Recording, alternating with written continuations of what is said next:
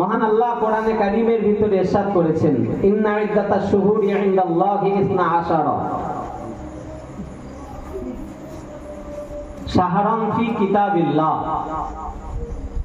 আল্লাহ বললেন, জমিন আসমান সৃষ্টি করার পরে আমি আল্লাহ বছরের ভিতরে 12টি মাসকে নির্ধারণ করে দিয়েছি। 12 মাস।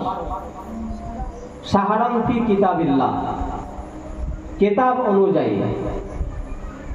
ইয়াওমা খালাকাস সামাওয়াতি ওয়াল আরদা মিনহা আরবাআতুল হুরুম। এই 12 মাসের ভিতরে আল্লাহ 4টে মাসকে শ্রেষ্ঠ মাস হিসেবে গণ্য করেছেন। আবার এই 4টে মাসকে হারাম মাস বলে আল্লাহ ঘোষণা করেছেন। এই 4টে মাসের ভিতরে প্রথম মাসের নাম হলো, মুফাসসিরিন হযরতেরা তাফসীর কারকের ভিতরে বর্ণনা করেছেন, প্রথম মাসের নাম হলো যুলকাদা। আমরা যেটা এই পরিভাষায় বাংলা বাংলি বলি জিলকদ মাস। দ্বিতীয় মাসের নাম হলো যুলহিজ্জা, অর্থাৎ জিলহজ মাস। আর তৃতীয় মাসের নাম হলো মুহররম।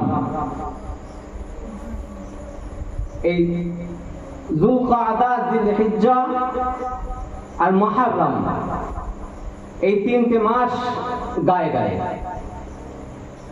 আর একটা মাস এখান থেকে অনেকটা লং, মানে প্রায় কম বেশি 7 মাসের কাছাকাছি, যে মাসটির নাম হলো রজব। এই 4টে মাসকে আল্লাহ বছরের 12টা মাসের ভিতরে 4টে মাসকে আল্লাহ শ্রেষ্ঠ মাস বলে গণ্য করেছেন। এর ভিতরে আল্লাহ একটা মাসকে নিজের মাস হিসেবে গণ্য করেছেন, সেই মাসটার নাম হলো মুহররম। এটা হলো কেবলমাত্র আল্লাহরই মাস, এটা অন্য কারোর জন্য নয়। এই 4টে মাসে যেমন শ্রেষ্ঠতম মাস, সাথে সাথে এই 4টে মাস হলো হারাম মাস। হারাম বলতে নিষেধ নয়, মানে আমরা যেটা বাংলা বাংলা বুঝি যে হারাম আর হালাল, যেটা বৈধ আর অবৈধ, আমরা যেটা বুঝি, কিন্তু প্রকৃতপক্ষে তা নয়। নিষেধ কি ছিল? হারাম বলতে ও কি বোঝানো হয়, যে এই মাস কোরআন নাজিল হওয়ার আগে জাহিলিয়াতের যুগে হযরত নবী ইব্রাহিম আলাইহিস সালাম থেকে শুরু করে আপনার আমার নবী রাহমাতাল লিল আলামিনের কাছে ওহী প্রেরণ করার আগ পর্যন্ত, মানে কোরআনের এই আয়াত সূরা তাওবার 36 নম্বর আয়াত, আল্লাহ বলছেন, ইন্না ইদ্দাতাশ শুহুরি ইনদাল্লাহি 12 শাহরান ফি কিতাবিল্লাহ ইয়াওমা খালাকাস সামাওয়াতি ওয়াল আরদা মিনহা আরবাআতুল হুরুম। এই আয়াত নাজিল হওয়ার আগ পর্যন্ত জাহিলিয়াতের যুগের মানুষেরা তারা জানতো যে এই 4টে মাস আসা মাত্রই আমাদের কিছু করণীয় কর্তব্য আছে, মানে আমাদের উপরে সেটা চেপে বসেছে। কি? যুদ্ধ বিগ্রহ, মার দাঙ্গা, ফিতনা ফাসাদ, মারামারি কাটাকাটি, হানাহানি, এই সমস্ত শরিয়াত বিরোধী যে সমস্ত কাজগুলো, এইগুলোকেই তারা প্রাধান্য দিতেন। যে হারাম বলতে এক কথাই মানে জিলকাদা, অর্থাৎ জিলকদ মাসের থেকে এক কথায় হাজিরা হজ পাকে যাওয়ার জন্য তারা প্রস্তুতি নেন। আর জিলহিজ্জা, এক কথায় জিলহজ মাস আসলেই তো সমস্ত তাম পৃথিবীর মুসলমানেরা বাইতুল্লাহ শরীফে আসেন, বাইতুল্লাহ শরীফ তাওয়াফ করার জন্য, এক কথায় হজ পাকে আসেন। এই সময়টাই যদি আমরা কোনো ফিতনা ফাসাদের সঙ্গে জড়িয়ে পড়ি, এই সময়টাই যদি আমরা কোনো যুদ্ধ বিগ্রহের সঙ্গে জড়িয়ে পড়ি, তাহলে বাইরে আগত মেহমানেরা, আগত মুসলমানেরা তারা এই মাসে হজ করতে আসতে পারবে না। সুতরাং জাহিলিয়াতের যুগে, অজ্ঞতার যুগেও তারা এই 4টে মাসকে খুব প্রাধান্য দিতেন। এই জন্যই এই মাসকে হারাম মাস হিসেবে আল্লাহ পাক ঘোষণা করেছেন যে তোমরা এই 4টে মাস আসলে তোমরা যেন নিজেদের ভিতরে মারামারি, কাটাকাটি, হানাহানি, দ্বন্দ্ব, ফাসাদ ইত্যাদির সঙ্গে যেন তোমরা জড়িয়ে পড়ো না। কঠোর নিষেধ করলেন। যখন আল্লাহ পাক নিষেধ করলেন, তারপর থেকেই তো একেবারেই পুরো নিষেধাজ্ঞা স্ট্যাম্প মারা হয়ে গেল যে এই মাস আসলে আর কোন রকম কিছু করা যাবে না। পেয়ারা হাজিরিন, সেই মাস আমাদের কাছে, তার ভিতরে একটি মাস মুহররম, যেটা আল্লাহ বলেছেন এটা হলো খাস আমার মাস। এই মাসে এই আজকে অনেকে রোজা ছিলেন। হাদিসের ভিতরে এসে قال النبي صلى الله عليه وسلم أفضل الصيام بعد رمضان شهر الله المحرم। রাসূল বলেছেন রমজান শরীফ মাস এটা তো এক মাস ফরজ। এই রমজান শরীফের মাসের পরে যদি কোনো শ্রেষ্ঠতম উত্তম রোজা থেকে থাকে, শাহরুল্লাহিল মুহররম, সেটা হলো মুহররমের রোজা, অর্থাৎ আশুরা রোজা। জোরে বলুন সুবহানাল্লাহ। এই রোজা অত্যন্ত ফজিলত এবং রাসূল পাক সাল্লাল্লাহু আলাইহি ওয়াসাল্লাম যেদিন মক্কা থেকে হিজরত করে মদিনাতে গিয়েছিলেন, এই আশুরার রোজা মূলত রাসূল হিজরত করার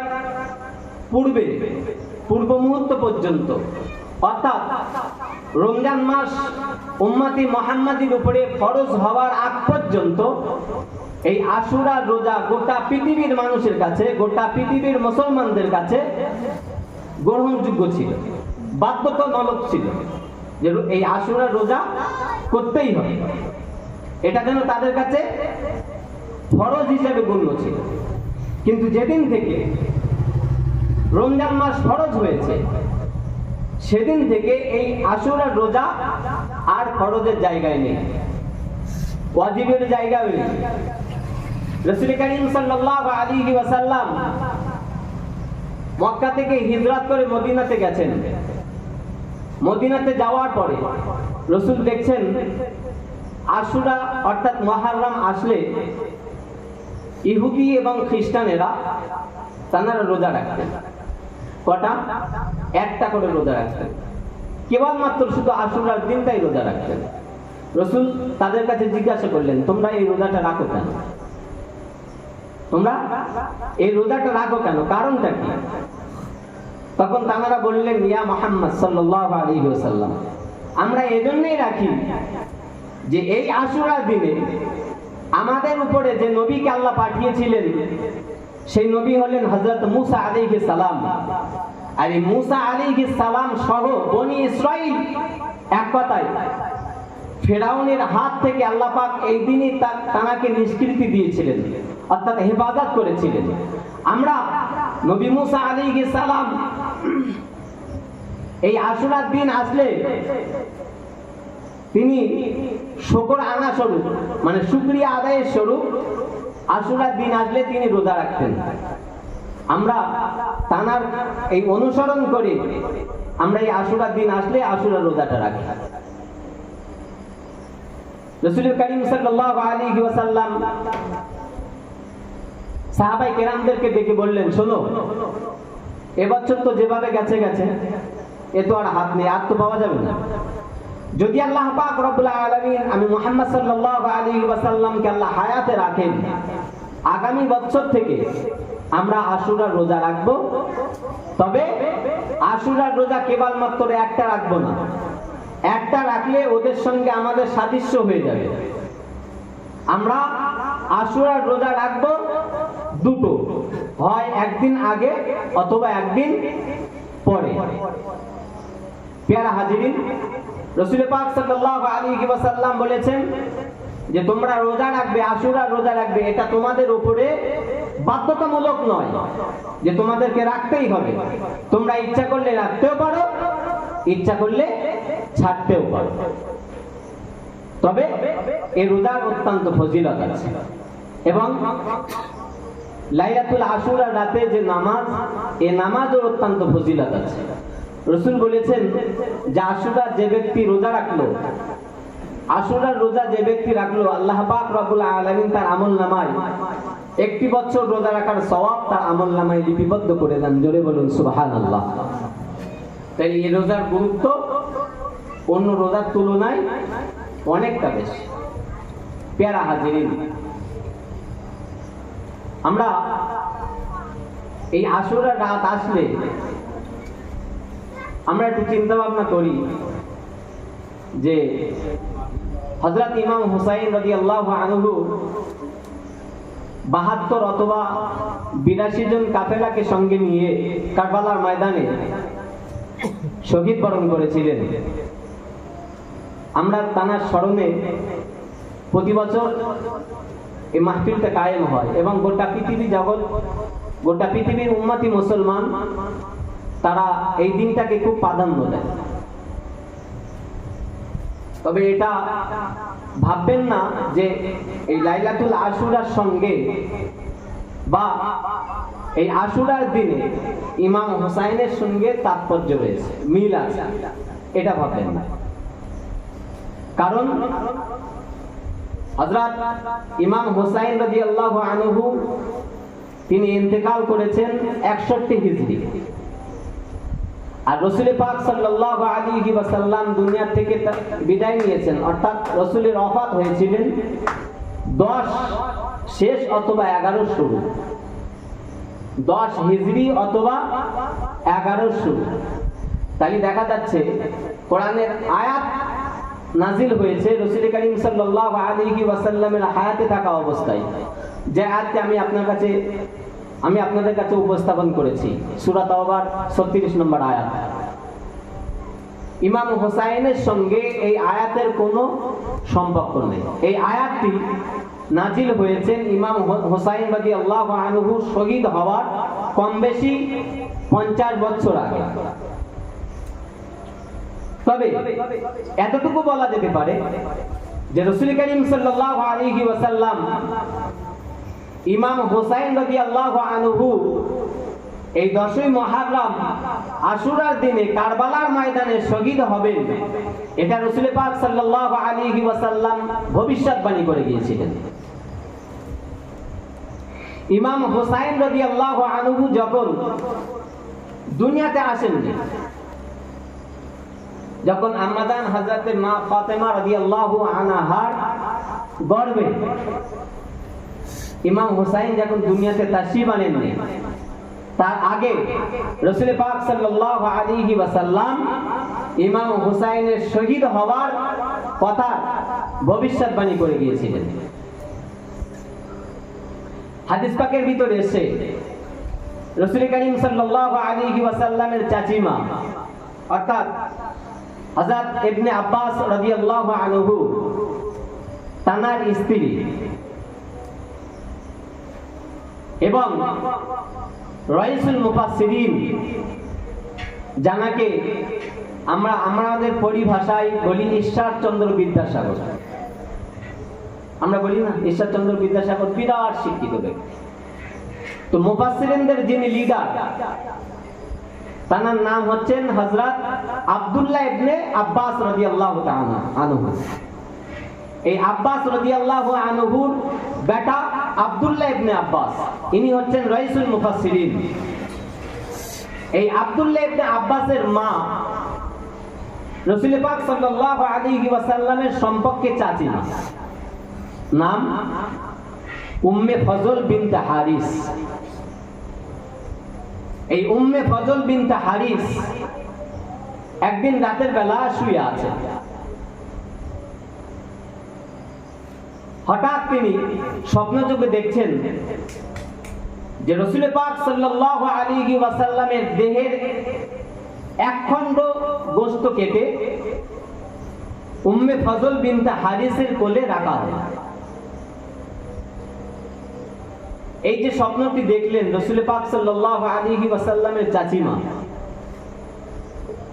একটু আপনারা জ্ঞানী গুণী মানুষ, বুদ্ধিমান মানুষ, আপনাদের কাছে একটা ছোট্ট প্রশ্ন, বলুন এই যে স্বপ্নটি দেখলো যে রসুলের দেহ থেকে এক খণ্ড গোস্ত কেটে রসুলের চাচি আম্মার কোলেতে রাখা হচ্ছে, এই স্বপ্নটা কি জাতা স্বপ্ন? একটু কথা বলেন, এ কি জাতা স্বপ্ন বলে মনে হয়? কঠিন স্বপ্ন তো।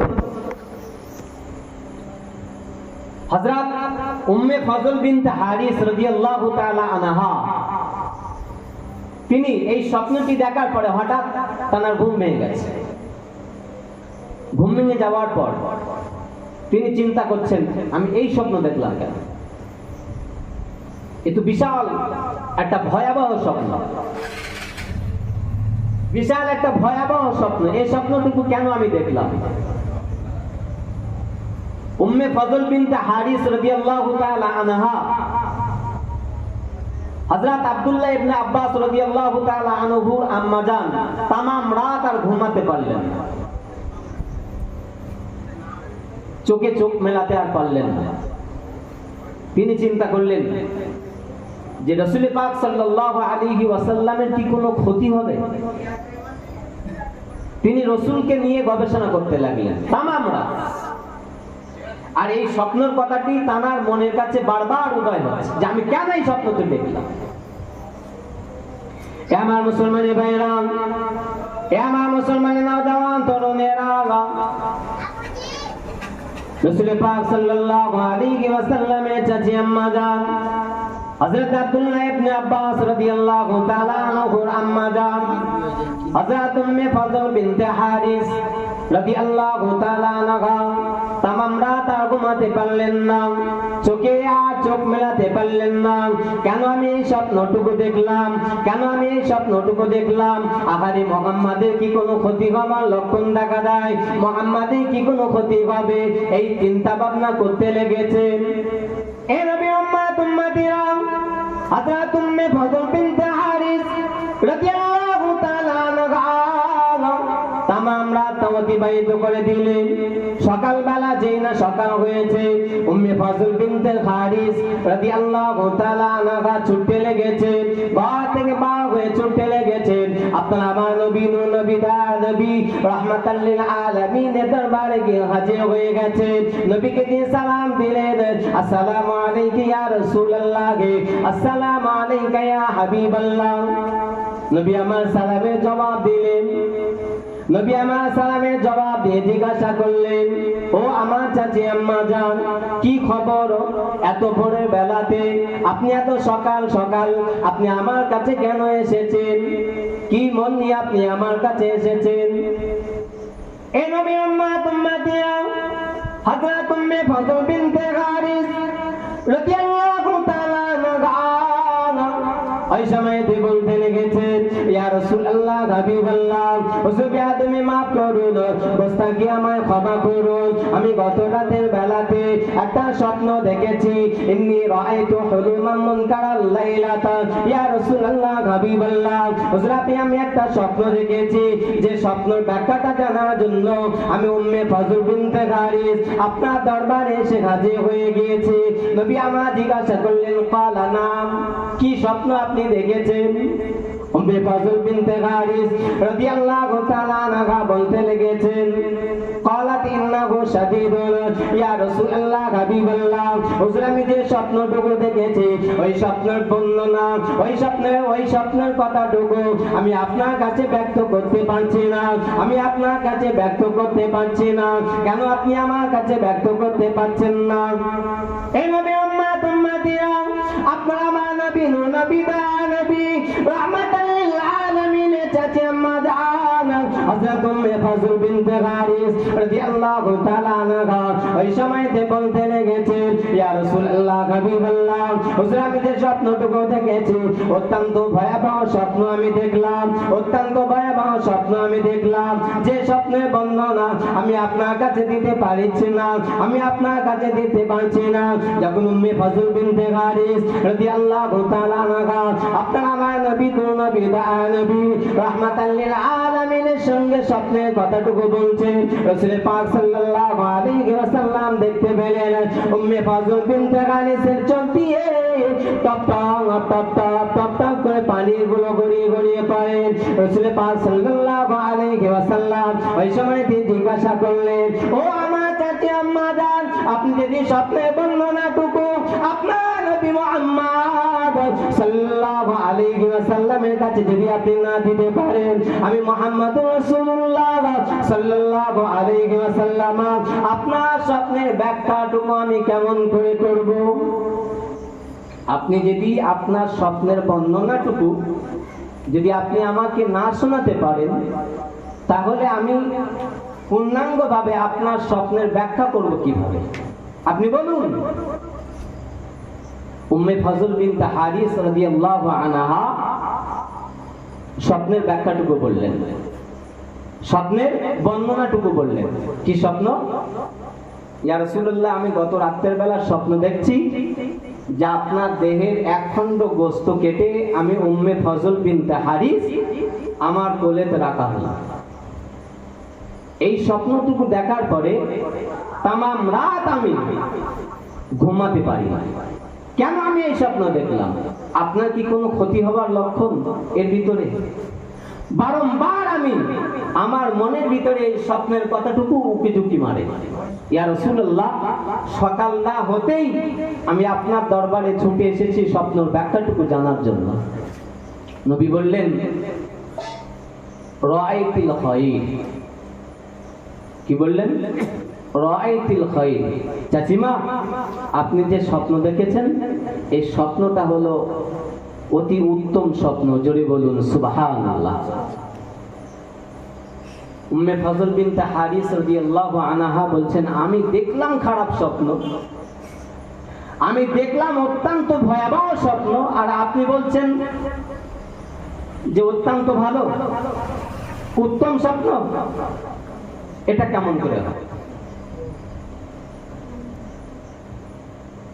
ওগো আমার মুসলমানের ভাইয়েরা, ওগো আমার মুসলমানের নওজওয়ান তরুণেরা, ওগো আমার মায়েরা, বোনেরা, বেটিরা, শুনে রেখে দিন, জেনে রেখে দিন, আপনারা আমার নবী নবী দা নবী রাহমাতাল লিল আলামিনের সময়তে উম্মে ফজল বিনতে হারিস রাদিয়াল্লাহু আনহাকে লক্ষ্য করে বলেছিলেন, ও আমার চাচি আম্মা জান, আপনি ভয় করবেন না, ভীতু হবেন না, আপনি ভয় করবেন না, ভীতু হবেন না। আমি মুহাম্মদুর রাসূলুল্লাহ সাল্লাল্লাহু আলাইহি ওয়াসাল্লাম জানিয়ে দিলাম, তালিদু ফাতেমা তো ইনশাআল্লাহ গোলামাই ইয়াকুনু ফি হাজির।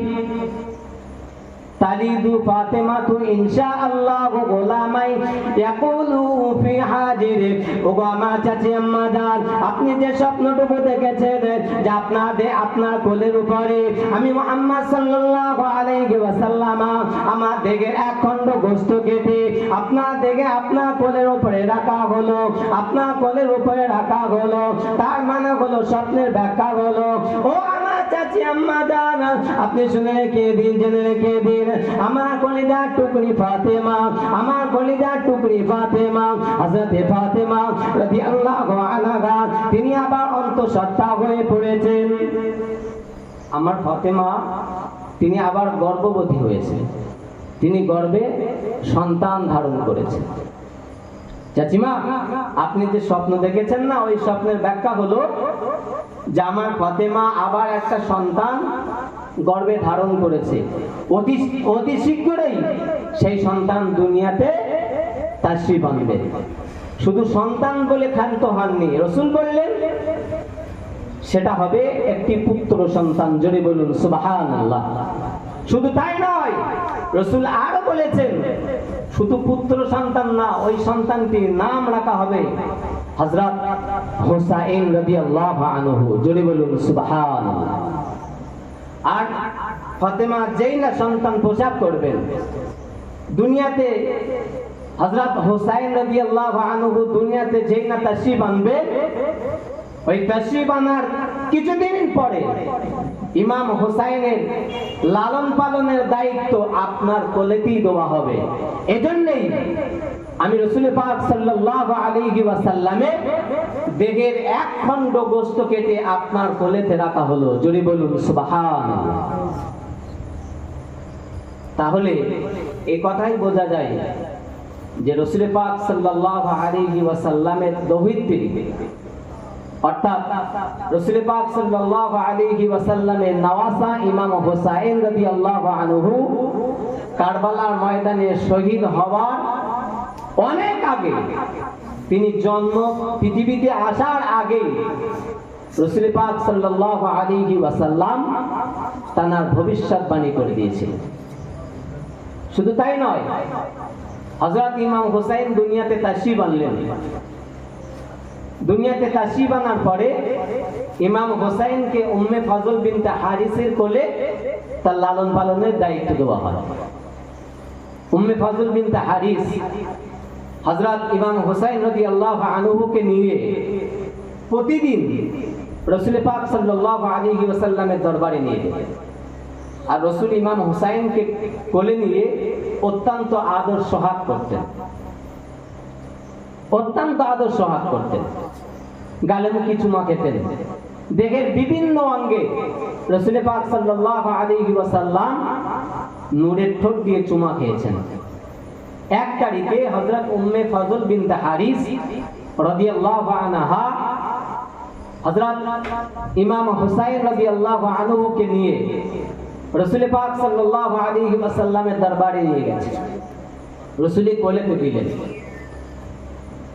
রাসূল তানাকে নিয়ে কোলের ভিতরে নিয়ে খুব আদর যত্ন করছেন, খুব আদর করছেন, আদর সোহাগ করছেন। বারংবার ইমাম হুসাইন রাদিয়াল্লাহু আনহু ঠোঁটে মুখে কপালে চৌবায় বারংবার চুমা খাচ্ছেন। হঠাৎ করে উম্মে ফজল বিনতে হারিস রাদিয়াল্লাহু আনহা দেখতে পেলেন যে রাসূল করিম সাল্লাল্লাহু আলাইহি ওয়াসাল্লাম ইমাম হুসাইন রাদিয়াল্লাহু আনহুর দিকে যে তাকিয়েছিলেন নজর দিয়ে, কিছুক্ষণের মধ্যে উম্মে ফজল বিনতে হারিস দেখছেন রাসূল করিম সাল্লাল্লাহু আলাইহি ওয়াসাল্লাম ইমাম হুসাইনের দিক থেকে মুখটা ঘুরিয়ে অন্য দিকে নিয়েছেন এবং রাসূল পাক সাল্লাল্লাহু আলাইহি ওয়াসাল্লামের চেহারায় একটা যেন অত্যন্ত চিন্তার ভাব এসে পড়েছে।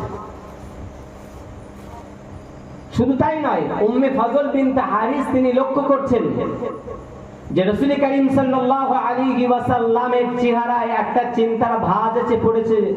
এটা নয়, বরং রাসূল করিম সাল্লাল্লাহু আলাইহি ওয়াসাল্লামের চক্ষু মোবারক দিয়ে টপ টপ করে পানিগুলো গড়িয়ে গড়িয়ে রাসূলুল্লাহ জুব্বা মোবারকের উপর পড়ছেন। উম্মে ফজল বিনতে হারিস রাদিয়াল্লাহু আনহা এই দৃশ্যটা দেখে রাসূল করিম সাল্লাল্লাহু আলাইহি ওয়াসাল্লামকে প্রশ্ন করলেন, ইয়া রাসূলুল্লাহ, আপনাকে দেখলাম কিছুক্ষণ আগে যে আপনি ইমাম হুসাইনকে নিয়ে কোলের ভিতরে ইমাম হুসাইনকে রেখে আপনি কত আদর যত্ন করছিলেন, কত সোহাগ দিচ্ছিলেন, তার ঠোঁটে মুখে বিভিন্ন জায়গায় আপনি চুমা খাচ্ছিলেন। হঠাৎ করে আপনার চেহারা বদলি হলো কেন? এর কারণটা কি?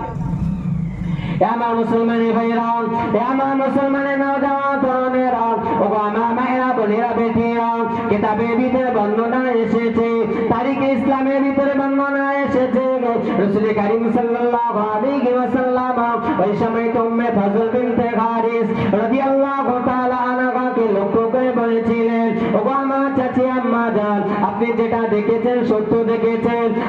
আমি ইমাম হুসাইনকে কোলের ভিতরে নিয়ে আমি মুহাম্মদ রাসূলুল্লাহ সাল্লাল্লাহু আলাইহি ওয়াসাল্লাম তাকে অত্যন্ত আদর সোহাগ করছিলাম, তাকে নিয়ে অত্যন্ত আদর সোহাগ করছিলাম। আমি আমার ভাই ইমাম হুসাইনকে নিয়ে কোলের ভিতরে নিয়ে আমি তার সঙ্গে খেলাধুলায় মত্ত ছিলাম। ও আমার চাচি আম্মা জান, আপনি শুনে রেখে দিন, জেনে রেখে দিন, আপনি যে দেখছেন আমার চেহারা ভিতরে একটা চিন্তা ভাব এসে পড়েছে, আপনি যে দেখছেন আমার কথা আমার চোখ দিয়ে টপ টপ করে পানিগুলো গড়িয়ে গড়িয়ে পড়ছে, তার কারণটা হলো আমি যখন মুহাম্মদুর রাসূলুল্লাহ সাল্লাল্লাহু আলাইহি ওয়াসাল্লাম হযরত ইমাম হুসাইন রাদিয়াল্লাহু আনহু কে নিয়ে আমি আদর্শ গান করছিলাম, ইতিমধ্যে হযরত জিবরাইল আলাইহিস সালাম এসে হাজির হয়ে গেলেন। আদি জিবরাইল আলাইহিস সালাম, নবী আমার বললেন হযরত জিবরাইল আলাইহিস সালাম এসে হাজির হলেন। হযরত জিবরাইল আলাইহিস সালাম এসে আমাকে সালাম দিলেন, আসসালামু আলাইকা ইয়া রাসূলুল্লাহ হাবিবাল্লাহ।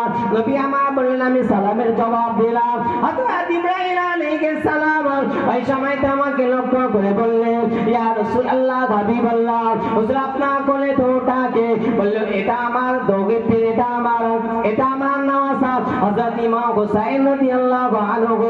হযরত জিবরাইল আলাইহিস সালাম বললেন, ইয়া রাসূলুল্লাহ হাবিবাল্লাহ, হুজুর আপনি ইমাম হুসাইনকে কতটা মহব্বত করেন, কতটা ভালোবাসেন। হযরত জিবরাইল আলাইহিস সালামের কথা শুনে নবী আমার জবাব দিয়ে বলেছিলেন, ও আমার ভাই জিবরাইল, শুনে দেখে দিন আমি নবী মুহাম্মদ সাল্লাল্লাহু আলাইহি ওয়াসাল্লাম আমার ইমাম হুসাইনকে অত্যন্ত মহব্বত করি, ভালোবাসি। হযরত জিবরাইল আলাইহিস সালাম ওই সময়তে চোখ ভরা পানি নিয়ে আমি মুহাম্মদ সাল্লাল্লাহু আলাইহি ওয়াসাল্লামকে লক্ষ্য করে বলেছিলেন, ইয়া রাসূলুল্লাহ ইয়া হাবিবাল্লাহ, হুজুর আপনি যে ইমাম হুসাইনকে নিয়ে আপনার দৌগিত্রী, আপনার নওয়াসা ইমাম হুসাইনকে নিয়ে আপনি এত আদর্শ গান করছেন, এত মহব্বত করছেন, ভালোবাসেন, ইয়া রাসূলুল্লাহ হাবিবাল্লাহ, হুজুর আপনি কি জানেন আপনার এই দৌগিত্রী, আপনার ইমাম হুসাইনকে আপনার উম্মতের একদল উম্মত তা কারবালার ময়দানে 10 মুহররমে তারা কতল করে দেবেন। কি করবেন? কতল করবেন। কে বললেন? হযরত জিবরাইল আলাইহিস সালাম। জিবরাইল আলাইহিস সালাম রাসূল পাক সাল্লাল্লাহু আলাইহি ওয়াসাল্লামের দরবারে এসে বলছেন, ইয়া রাসূলুল্লাহ, আপনার কোলে যে বাচ্চাটি, এই বাচ্চাটি আপনার কে? এই বাচ্চাটি আপনার কে? নবী বললেন, এই বাচ্চাটি হলো আমার দৌহিত্রী, অর্থাৎ আমার নওয়াসা হযরত ফাতেমা রাদিয়াল্লাহু আনহার কলিজার টুকরি হযরত ইমাম হুসাইন। জিবরাইল আলাইহিস সালাম জিজ্ঞাসা করলেন, ইয়া রাসূলুল্লাহ, আপনি এই ইমাম হুসাইনকে কতটা ভালোবাসেন? জিবরাইল বললেন, রাসূল করিম সাল্লাল্লাহু আলাইহি ওয়াসাল্লাম বললেন, ভাই জিবরাইল, আমি ইমাম হুসাইনকে অত্যন্ত ভালোবাসি, যে ভালোবাসার কথা আমি আমার জবান দিয়ে ব্যক্ত করতে পারবো না। রাসূল মাঝে মাঝে ইমাম হুসাইন, ইমাম হাসান এবং ইমাম হুসাইন রাদিয়াল্লাহু তাআলা আনহুমা দুই ভাইকে মাঝে মাঝে কোলের উপরে নিয়ে রাসূল তানাদের গায়ের ঘেরান নিতেন। সাহাবায়ে কেরাম এক তারিখে জিজ্ঞাসা করলেন, ইয়া রাসূলুল্লাহ, আপনাকে দেখি বারংবার আপনি ইমাম হাসান ইমাম হুসাইনকে কোলের ভিতরে নিয়ে আপনি তাদের গায়ের ঘেরান নেন, অর্থাৎ তাদের গা শোকেন, এর কারণটা কি? রাসূল করিম সাল্লাল্লাহু আলাইহি ওয়াসাল্লাম জবাব দিয়ে বলেছিলেন, ওগো আমার সাহাবারা, হযরত ইমাম হাসান হযরত ইমাম হুসাইন হলো দুনিয়ার একটি সুগন্ধি ফুল। জোরে বলুন সুবহানাল্লাহ।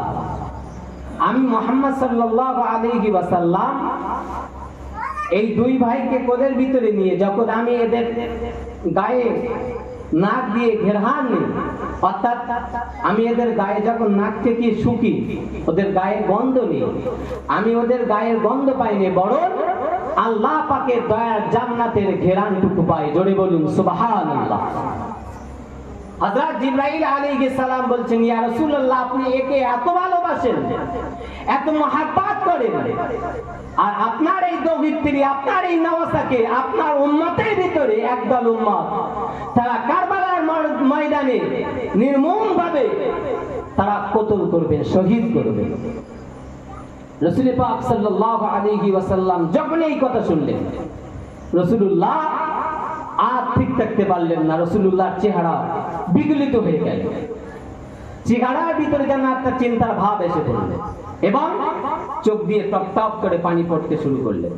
রাসূল বলছেন, আম্মা জান, ওগো আমার চাচিমা উম্মে ফজল বিনতে হারিস, আমি ইমাম হোসাইনের মুখের দিকে তাকিয়েছিলাম যখন জিবরাইল আলাইহিস সালাম এই কথাটি আমাকে বললেন যে আপনার দৌহিত্রী ইমাম হোসাইনকে কারবালার ময়দানে শহীদ করা হবে। আমি রাসূলুল্লাহ ইমাম হোসাইনের মুখের দিকে আর তাকাতে পারছি না, যেন আমার কলিজা ফেটে যাচ্ছে। ওজন্যই আমি ইমাম হোসাইনের মুখের দিকে না তাকিয়ে আমি অন্য দিকে তাকিয়ে রয়েছি। প্যারা হাজিরিন, সেই হযরত ইমাম হোসাইন রাদিয়াল্লাহু আনহু কারবালার ময়দানে 10ই মুহররম আশুরার দিনে শহীদ বরণ করেছিলেন। ইমাম হোসাইন এক পর্যায়ে যখন যুদ্ধ অত্যন্ত আপনার তীক্ষ্ণ হয়ে দাঁড়িয়েছে, ইমাম হোসাইন হাত উঁচু করলেন, উঁচু করে ওবাইদুল্লাহ বিন জিয়াদের সৈন্যদেরকে লক্ষ্য করে বললেন, শোনো ওগো সীমা, একটু দাঁড়িয়ে যাও, দাঁড়িয়ে যাও। আমি জানি যে তোমরা আমাকেই শহীদ করবে, তবে আমি তো তোমাদের সঙ্গে যুদ্ধ করার জন্য আসিনি, ভাই। ইতিহাস, কারবালার যে পূর্ণাঙ্গ ইতিহাস যদি পূর্ণাঙ্গভাবে ব্যক্ত করা যায়, কসম খোদা করে বলছি, আমরা যে হারের মুসলমান, আমাদের ঈমান যে তাজা তরুণ, এত শক্ত ঈমান, মুহূর্তের ভিতরে আমরা বেঈমান হতে ছাড় পাবো না। মুহূর্তের মধ্যে যদি পূর্ণাঙ্গভাবে কারবালার ইতিহাস যদি আপনাকে সঠিকভাবে তুলে ধরা হয়, অ্যাকচুয়াল এই যে কারবালা আমরা বলি কারবালা, এই যে কারবালা ইমাম হুসাইনকে শহীদ করা হলো, এই যে যুদ্ধ ওবাইদুল্লাহ ইবনে জিয়াদ তানার নেতৃত্বে ইমাম হুসাইনকে যে শহীদ করা হয়েছিল, এই যুদ্ধটা কিন্তু ওই 10ই মুহররমে শুধু শুরু হয়নি। কিতাব লেখকরা বর্ণনা করছেন যে যুদ্ধটা মূলত শুরু হয়েছিল খোলাফায়ে রাশিদিনদের যুগে, অর্থাৎ খলিফা হলেন 4 জন। একজন হলেন হযরত আবু বকর, একজন হলেন হযরত ওমর, একজন হলেন হযরত উসমান, একজন হলেন হযরত আলী রাদিয়াল্লাহু আনহু। এই 4 জনকে খোলাফায়ে রাশিদিন বা খোলাফায়ে আরবা বলা হয়। মূলত কারবালার ইতিহাস, কারবালার এই যে সংগ্রাম, যুদ্ধ, এই খোলাফায়ে রাশিদিনদের পিরিয়ড থেকে শুরু হয়েছে। এক কথায় হযরত আবু বকর সিদ্দিক রাদিয়াল্লাহু আনহু খেলাফতের জামানায় কিছু হয়নি। দ্বিতীয় খলিফা হযরত ওমর ফারুক রাদিয়াল্লাহু আনহুর জামানায়ও কিন্তু কিছু হয়নি। যখন তৃতীয় খলিফা হলেন হযরত উসমান গনি রাদিয়াল্লাহু আনহু, এই উসমান গনি অর্থাৎ তৃতীয় খলিফার যুগ থেকেই মূলত এই যুদ্ধ বিগ্রহ, কারবালার এই যে সংগ্রাম, এখান থেকে মূলত সূত্রপাত। মূলত যুদ্ধ হয়েছিল দুটো খানদানকে নিয়ে, একটা হলো উমাইয়া খানদান, একটা হলো আব্বাসী খানদান। প্যারা হাজিরিন, উমাইয়া খানদান, যে উমাইয়া খানদানের ভিতরে ছিলেন হযরত আমির মুআবিয়া রাদিয়াল্লাহু আনহা, আর আব্বাসী খানদানের ভিতরে ছিলেন হযরত ইমাম হুসাইন রাদিয়াল্লাহু আনহু। মূলত এই যুদ্ধটাই শেষ পর্যায়ে এসে শহীদ হন হযরত ইমাম হুসাইন রাদিয়াল্লাহু আনহু। এরপরে ইসলামে আর কোনো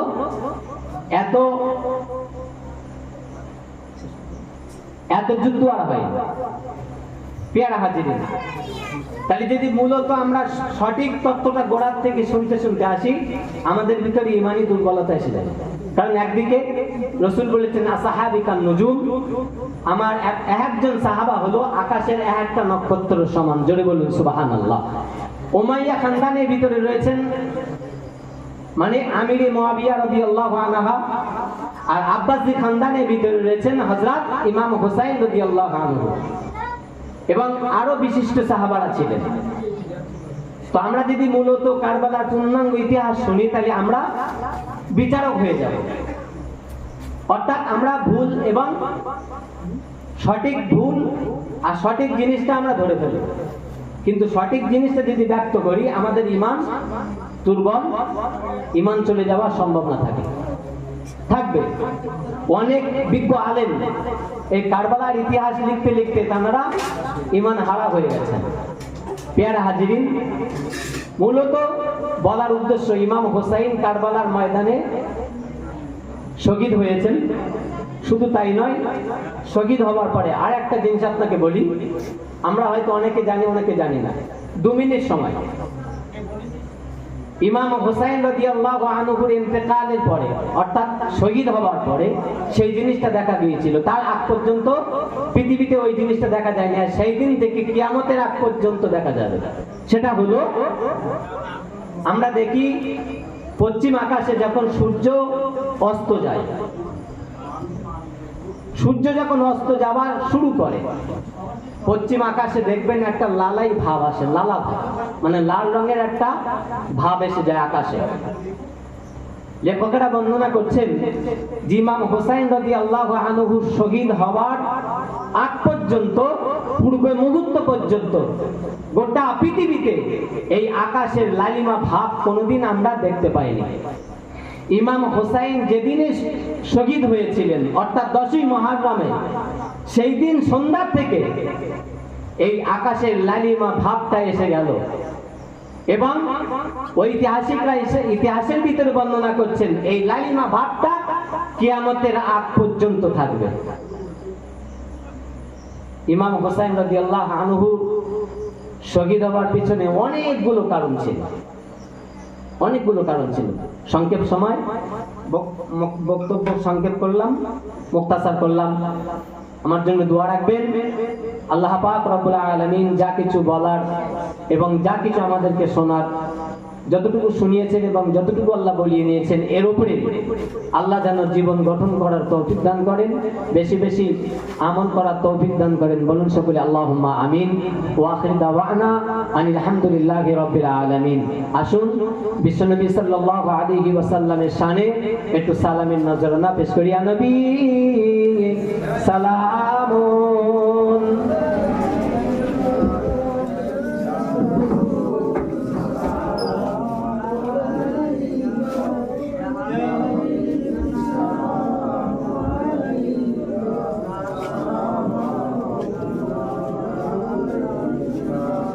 طلع البدر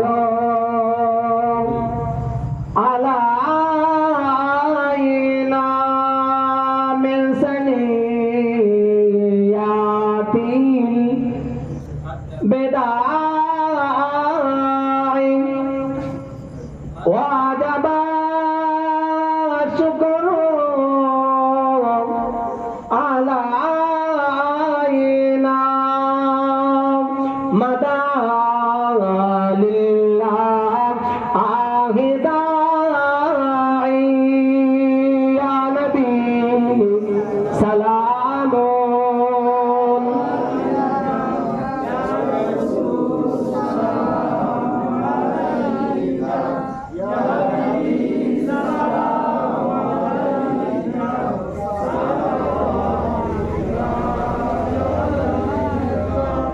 आप सुल्तान ए मदीना महबते वहयो ओ संकीना नूर से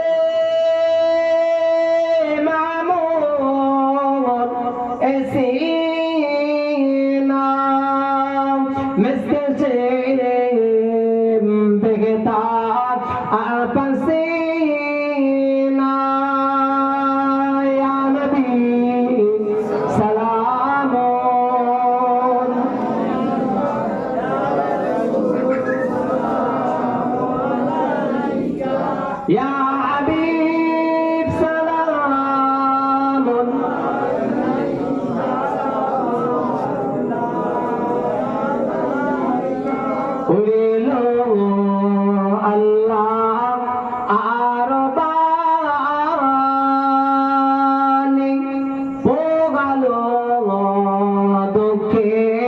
এ রজনী হইল জগৎ